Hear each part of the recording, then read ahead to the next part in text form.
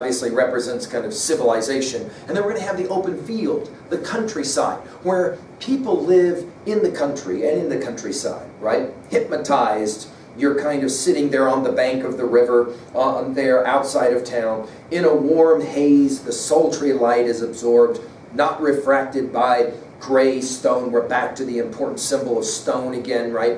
And then we have mentions of flowers, right? By the way, this notion of stone, remember this idea from Hollow Man, lips that would kiss form prayers to broken stone. We're going to see stone used several times here in East Coker. We want to pay attention to it. The dahlias sleep in the empty silence, wait for the early owl. Notice the owl, of course, the representation of a bird of wisdom. Notice we got flowers and we got birds again, just like in our last poem. So I'm trying to point out to you the ways in which one poem complements the second. Let's now turn to the idea now of the dance. So let's go now to it. By the way, did you note that line 23 says, wait for the early hour? Let's put it in our notes. This East Coker poem is going to be about patience. What is it that Longfellow said? Let us then be up and doing with a heart for any fate, still achieving, still pursuing, learn to labor and to wait. That idea of patience, that whatever it is that we're going to learn, it's going to take some time. Which seems somewhat ironic given the length of these lectures that I'm giving on four quartets. Again, let me apologize. There's a lot to cover here. Let's get to it.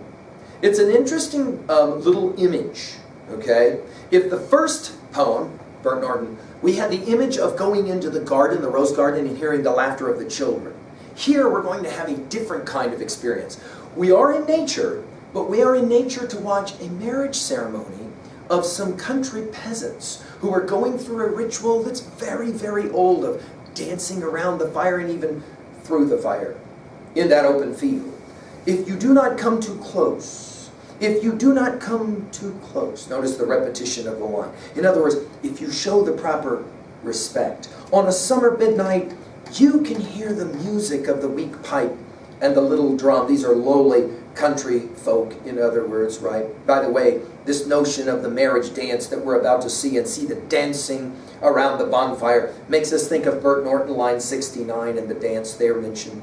The association of man and woman in dancing. Now, if you're looking, and I hope you are, at your copy, you will see at line 30 of East Coker that the word dancing is not spelled correctly, nor is the word matrimony signifying matrimony. What's going on here? Well, we've got an attempt to try and maybe emulate some of what Milton did, some of what Chaucer did. We have T.S. Eliot was spelling in an older or an early Middle English form of spelling. Why? I think scholars have pointed this out, that what Eliot's trying to do is to show us the significance of this moment of the ceremony, these rituals that go way, way back in time, right? A dignified and commodious sacrament. Now, the word sacrament is going to set us up for our study in part 4 of the Eucharist. So let's put it in our notes. What Eliot is going to argue is some of the most important things that happen in our lives are sacramental. They come from way back when. But there will be an irony to this position, okay, and we'll get to it.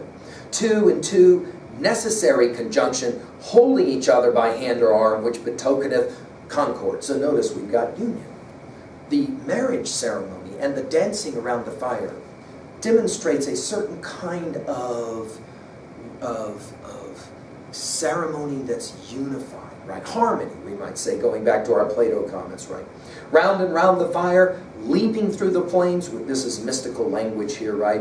Joined in circles, rustically solemn in rustic laughter, lifting heavy feet, clumsy shoes, earth feet, lone feet, lifted in country mirth, mirth of those long since under earth. Notice the rhyming of mirth and earth. We don't see these rhyme couplets very often in our poems here. Intentionally designed this way. And then line 40, what's up with this? Nourishing the corn? Well, we're to Fraser and the Golden Bough. We talked about that and the significance of T.S. Eliot's study of Fraser and the Golden Bough in our study of Wasteland. Fraser looked at old pagan rituals. In the spring, you had to celebrate the birth and the death of the seed that went into the ground and all of that. We're playing the same game here. Keeping time, keeping the rhythm in their dancing, as in their living, in the living seasons. Again, the notion of the cyclical, the time of the seasons and the constellations. In other words, everything now is about nature. The time of milking, the time of harvest, the time of coupling. And again, it reads very much like Ecclesiastes 3. I mean, you can see why I had us read that to begin this, right? Feet rising and falling, eating and drinking, dung and death. See the pairings together, and we've got 3 of them. And then finally, the end of part 1. Dawn points. Is this maybe hopeful? Or maybe this is the end of a great fun night. And another day prepares for heat and silence. Notice how many times already the word silence has been used, and we're going to hear this a lot along with this notion of being still, right? Out at sea, we'll think of the dry salvages once you've read that 3rd poem. The dawn wind wrinkles and slides. I am here, or there, or elsewhere. And then finally, in my beginning. I said this in my comments about Bert Norton. I want to say it again. Sometimes students go, dude, what's up with this grammar crap? I mean, why do we even got to learn that kind of stuff? Well, I mean, most of us know how to use a preposition without knowing that it's a preposition, but let's go ahead and put it again in our notes. For Eliot, prepositions really matter. Again, what we said, anything the squirrel can do to the log, that's a preposition. In the log, on the log, around the log, beneath the log, through the log, etc., etc. Those prepositions are an attempt to try to locate time and space in a position. And we're playing that game all the time. And notice we'll finish part 1 by I am here, or there, as in where are you kind of thing, all right? And then we're back to it. In my beginning. Well, this you of lines 24 through 51 repeated over and over again. We're going to see this, how it's a very intimate kind of poem, inviting the readers into the common logos, the common wisdom that's represented in Heraclitus' comments at the very beginning of Bert Norton. This ceremony, notice the word this over and over again. This field, this earth, this music, this dancing, giving us presence and immediacy, right? The change to the archaic spelling of line 30 is again our Chaucerian kind of thing, an attempt to maybe return to a simpler time, right? The notion of the sacredness of ceremonies as well. The idea of not coming too close and respecting the ceremony. And then all of the circles of life and death and all those others, right? And then the attempt to suggest that everything and everyone is somehow connected. Let's finish really quickly now, section 1 and 2a. Well, yeah, the nature of nature. Everything is cyclical, right? And to that degree, we've got this notion that we got to respect this the cycles, the cyclical nature of the world, right? By the way, let's as well say possible 2a message here. The old ways might be the best because they're comforting, right? They are going to, however, maybe be vanishing. This will be one of the possible themes of East Coker, right? At 2b, symbols, well, houses, flowers, birds, flames, all of them, of course, representative. 3a, other texts, well, we've already mentioned Ecclesiastes chapter 3, Fraser's Golden Bough. Section 1 of Bert Norton and the Rose Garden, to now this marriage ceremony. And at 3b, to ask this question, why was it simpler when you were young, or when you were younger? And how about this question? Would you as seniors, would you go back to an earlier time in your life and start all over again? Or are you more inclined to say that your best days are now and in front of you? How do you think about that? Well, let's turn now to East Coker Part 2. We're going to call this for your notes, The Wisdom of Humility. And we'll be reading now again. I challenge you again. This one we'll be working with lines 52 to 101, okay? So let's see if we can focus and actually try and pay attention throughout the entire reading. All right, here we go. East Coker, Part 2. What is the late November doing with the disturbance of the spring and creatures of the summer heat, and snowdrops writhing under feet, and hollyhocks that aim too high, red into grey and tumble down, late roses filled with early snow? Thunder rolled by the rolling stars simulates triumphal cars, deployed in constellated wars. Scorpion fights against the sun until the sun and moon go down. Comets weep and Leonids fly, hunt the heavens and the plains, whirled in a vortex that shall bring the world to that destructive fire which burns before the ice cap reigns. That was a way of putting it, not very satisfactory. A periphrastic study in a worn-out poetical fashion, leaving one still with the intolerable wrestle with words and meanings. The poetry does not matter. It was not, to start again, what one had expected. What was to be the value of the long looked forward to, long hoped for calm, the autumnal serenity and the wisdom of age? Had they deceived us or deceived themselves, the quiet-voiced elders, bequeathing us merely a receipt for deceit? The serenity only a deliberate habitude, the wisdom only the knowledge of dead secrets, useless in the darkness into which they peered, or from which they turned their eyes. There is, it seems to us, at best, only a limited value in the knowledge derived from experience. The knowledge imposes a pattern and falsifies, for the pattern is new in every moment, and every moment is a new and shocking valuation of all we have been. We are only undeceived of that which, deceiving, could no longer harm. In the middle, not only in the middle of the way, but all the way, in a dark wood, in a bramble, on the edge of a grimpen, where is no secure foothold, and menaced by monsters, fancy lights, risking enchantment. Do not let me hear of the wisdom of old men, but rather of their folly, their fear and frenzy, their fear of possession, of belonging to another, or to others, or to God. The only wisdom we can hope to acquire is the wisdom of humility. Humility is endless. The houses are all gone under the sea. The dancers are all gone under the hill. All right, let's turn now to part 2, and we'll begin now with lines 52 to 68. Notice, if you'll just look at the punctuation, it will help you to read, that really lines 52 to 68 are just 2 sentences. Do you see this? Notice, for example, that lines 52 to 58, we start with the word what, and we finally get to a question mark at 58. Then notice we begin with the word thunder on 59, and we get to the word rains at the end of 68. So it's just 2 sentences that constitute the first paragraph. Let's figure out now what actually is going on. Notice right away, what is the late November doing with the disturbance of the spring? So you have now November, the fall, winter, and spring. What's going on? Why is spring going away and November is taking over? The creatures of the summer heat, snowdrops, we're back to more flowers, riding under feet and hollyhocks, more flowers that aim too high, red into gray and tumble down, very much like the houses of the first part, right? Late roses filled with empty snow. Question mark. Let's put it in our own words. In other words, what's he asked at level 1? What's going on? Why must there be winter? Spring is so lovely with the flowers and everything. Why must winter come along and compete? Let's put it in our notes. The opening of stanza of part 2 will be a celebration or a critique of the ways in which nature involves itself in competition. Again, we're back to this notion of the war and the fighting.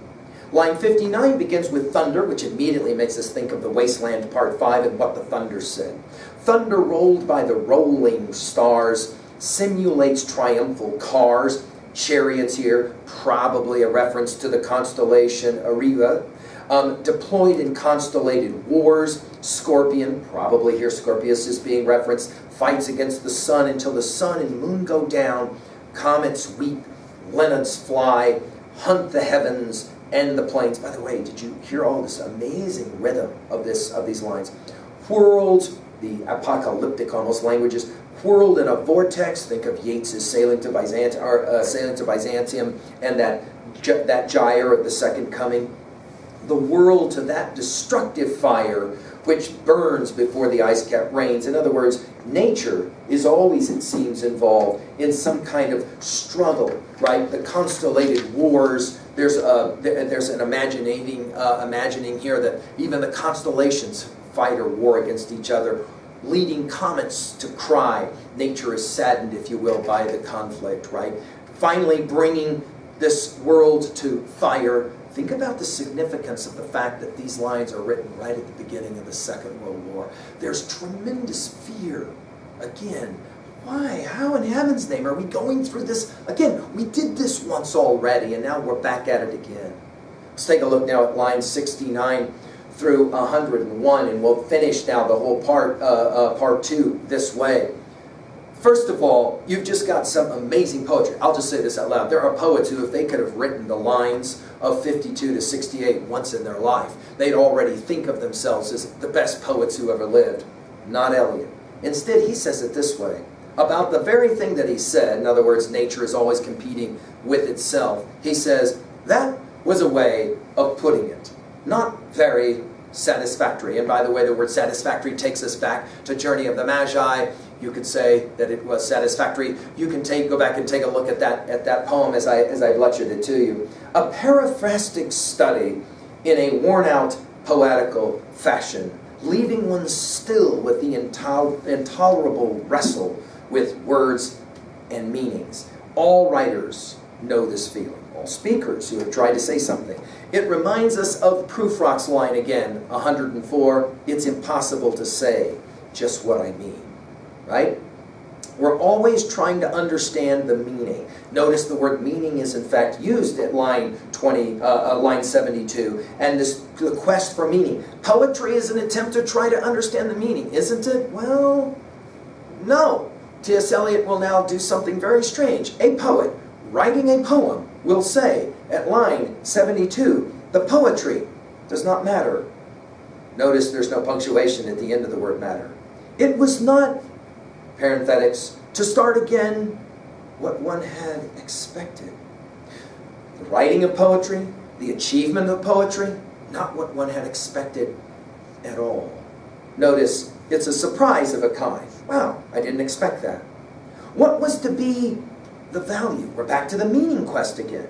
Of the long looked forward to, longed hoped for calm, the autumnal serenity, and the wisdom of age. If your life is like seasons, you're in your spring now as young people. You think, we assume, that as we get older, we get smarter, we get wiser, we kind of figure stuff out. You're supposed to know a lot more, for example, than a 5th grader. Right? Most of you will say, well, yeah, I know a lot more than a 5th grader. Does that make you, are you wiser than 5th graders? The assumption here is when we get old, we figure some stuff out, and poetry is supposed to help us. And the poets. But now he asks about the poets. And here, we'll forecast already to line 186, when he starts talking about the greats, the great writers, the great poets, the ones who stand behind and basically make us all feel inadequate if we ever attempt to write anything. Think of them. Plato, Augustine, Dante, Shakespeare, Milton. These are the major greats that stand right behind, along with Homer and Virgil, right behind T.S. Eliot's shoulder. But about all of them, he says this: had they deceived us, or deceived themselves, the quiet-voiced elders, bequeathing us merely a receipt for deceit. Some have said this is the coolest line in all of East Coker. Notice receipt for deceit. All this stuff we're reading is nothing more than, what does Hamlet say? Words, words, words. We're going to get to that word later, and ironically in this poem, East Coker. In other words, we're studying all this stuff. I mean, it echoes some of the very questions some of you have asked from time to time in 303. Why do we got to learn all this? I mean, what's the point of reading all this? What is it that we're actually learning? The poet here says, I'm not sure. Other than being deceived, I'm not sure there's a whole lot going on here. Had they deceived us, or deceived themselves, the quiet-voiced elders bequeathing us merely a receipt for deceit, the serenity only a deliberate hebetude, dull or lethargic hebetude, the wisdom only the knowledge of dead secrets, useless in the darkness into which they peered or from which they turned their eyes. What was the point of all of it? I mean, really, what's the value of all of this, right? Notice we're talking here again about the inability of language and poetry to try and help us out, huh? There is, he says, it seems to us, at best, only a limited value in the knowledge derived from experience. We're back to the fallibilist position of the second line of Bert Norton, perhaps, the word perhaps. You'll remember this, this fallibilist position. The absolutist position, well, I know absolutely and I'm certain. The relative position, there are no absolutes, which of course seems to sound like an absolute. The performative contradiction says that relativist position is kind of a stupid position to take. But what's a middle position? I don't want to walk around thinking I know everything. The fallibilist position, and here he says, I'm not really sure that everything that we've derived from the past, I'm not really sure that everything we derive from experience is actually that valued for us. The knowledge, it seems, imposes a pattern, he says, falsifies, for the pattern is new in every moment, and every moment is a new and shocking valuation of all we have been. The word shocking makes us think about World War II, the shock of saying, oh no, how are we doing this all over again? This is insane, right? We are only undeceived of that which deceiving could no longer harm. The only things we think we know are the things we've already experienced. You can't deceive somebody, for example, as a senior, the way you could as a freshman, because they've kind of been there, done that, right? That is to say, we, however, seem to be fooled over and over again. Notice he says, in the middle. Not only in the middle of the way, we immediately think of Dante in the opening lines of Inferno, don't we? But all the way, in a dark wood, in a bramble, on the edge of a bog, where is no secure foothold. This is epistemologically what we long for, a secure foothold. Give me something that I can know for sure. As some of you have said at the end of some of these lectures, okay, so what's the answer? That is right. No, what is the answer, right? You'll remember that Whitman says in passage 48, I hear you